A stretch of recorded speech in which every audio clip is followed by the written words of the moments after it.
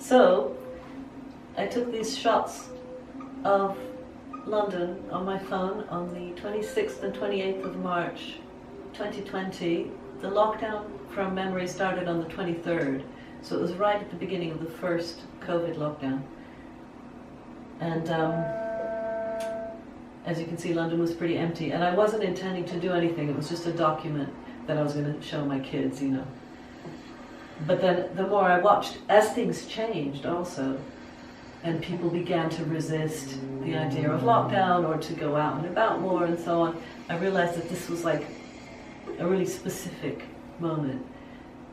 And I thought I wanted to do something, so I decided to make a new soundtrack for these, from these images and for these images.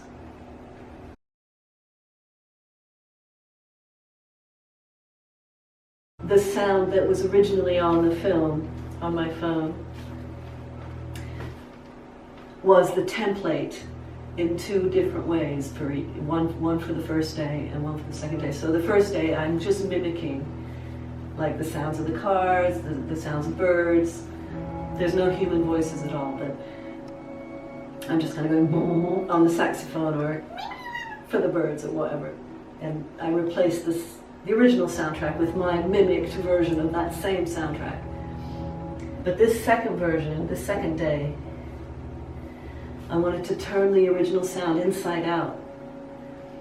So I basically made long chords, one for each shot, going from very high to very low. And then I matched the high chords with the very lowest sound on the original soundtrack, and the second highest with the second lowest sound, and the third highest with the third lowest sound. So there were 6 strips of chords that had an inverse connection with the 6 strips of pitches of the original soundtrack, low to high. So low was connected to high and high was connected to low. And then I used the original sound as a trigger to remove the chords when there is a sound present, so you get silence when there's actually a sound. And like here, this is silent, so you hear the chords when silence was present. And it's by frequency, so sometimes different frequencies come in. And that's complicated, but basically what it is, this, and then I remove the original sound completely, so you have just a mold, you have a literal opposite of the original sound. And that, something about that felt really important to me, because it was, maybe there's a metaphor there, because it was, the times were empty and London was just, you know, a vacant template of the human society that usually fills it. But that's a post hoc sort of justification. In fact, it just felt like really important to me to do those sounds.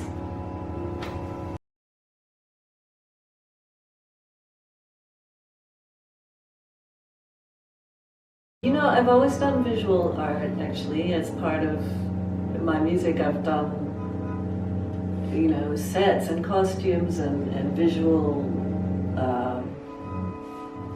performances that are, I've made sculptures, I've made visual work, always. It's just less,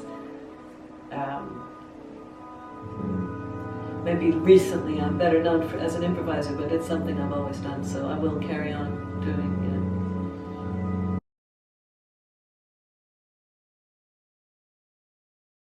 know. I think you would say, for example, there's nothing improvised about the sound on this film, because every sound comes from the sound on the original soundtrack. But actually, years of listening to sounds that wouldn't necessarily be considered to be music, and also playing along with those sounds, is really, really fed into this. I literally have spent 20 years walking through London playing my saxophone, playing along with the cars and, you know, the birds and voices. And so that's probably why I heard the saxophone when I listened to the soundtrack of this film. And I think improvising, the more you do it, the more it becomes part of every aspect of your life. You can't, it's not something you take on and off, you know. It's always in your work, even if it doesn't seem improvised. It's fed by improvisation.